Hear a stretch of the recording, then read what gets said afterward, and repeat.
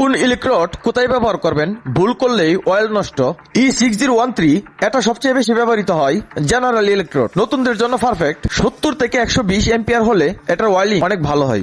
E7018 structural কাজের জন্য 100 থেকে 180 এম্পিয়ার হলে ওয়াইলিং অনেক ভালো হয়। E6011 ডার্টি বা মরিচা ধরা মেটালের কাজ করতে দারুণ হয়। 80 থেকে 130 এম্পিয়ার হলে ওয়াইলিং অনেক ভালো হয়।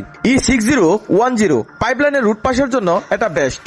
75 থেকে 120 এম্পিয়ার হলে রুট পাস অনেক ভালো হয়।